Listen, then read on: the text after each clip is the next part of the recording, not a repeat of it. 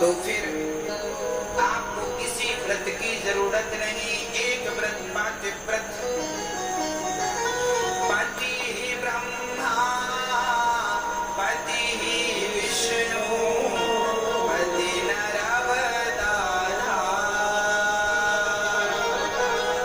जिस नारी ने कंधा पाया उसकी नैया पार सोना पति बिना संसार। पति ब्रह्मा पति विष्णु पति नर्मदाधार, पति ही सब कुछ। अब माताएं सोच रही होंगी, महाराज जी आप कह रहे हैं पति की सेवा करो, पति का आदर करो। हम तो आदर करती हैं, पर हमारा पति ही शराब पीकर आ जाता है। हमारा पति तो बहुत प्रताड़ित करता है, बहुत परेशान करता है। अब क्या करें? नारी का परम धर्म है कि वो पति की सेवा करे। यदि नारी का धर्म है तो पुरुष का भी धर्म है।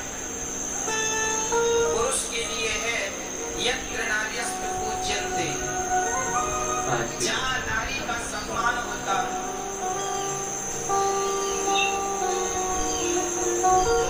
जहाँ नारी की पूजा होती है, जहाँ नारी का सम्मान होता है। नारी की पूजा का अर्थ यह है, हम लोग नवरात्रि में कन्याओं की पूजा, वो भी स्त्री है, वो भी बच्ची है, हम पूजा करते हैं। माँ की पूजा होती है।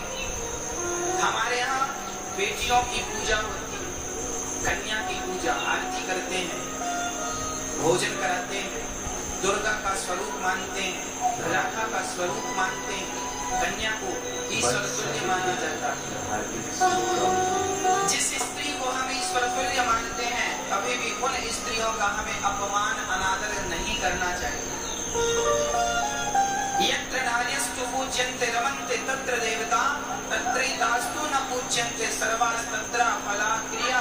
जिस घर में नारी का सम्मान होता है, उस घर में देवता देवी अन्नपूर्णा लक्ष्मी सबका वास होता है।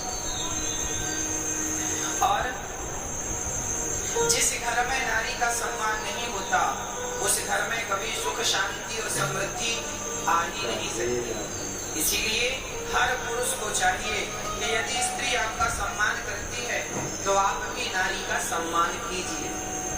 पति पत्नी का झगड़ा तो लगभग सभी घरों में होता है, कई बार हो जाता है, पर अपनी समझदारी का परिचय दीजिए।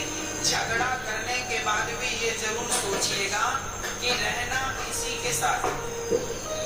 पुरुष ये सोचे रहना इसी स्त्री के संग है, और स्त्री ये सोचे रहना इसी पुरुष के संग है। रहना इन्हीं के साथ है, तो झगड़ा करने से फायदा क्या है? अरे जो समय झगड़ा करके गुजर गया, वो समय प्रेम से भी तो गुजर सकता था, अच्छी बातों से भी तो गुजर सकता था। इसीलिए पति पत्नी आपस में कभी झगड़ा ना करें। यदि किसी बात को लेकर झगड़ा हो जाए तो आपस में बोलचाल बंद बिल्कुल ना करें। यदि बोलचाल बंद हो गए तो सुलह के सारे दरवाजे बंद हो गए, ये समझ लेना।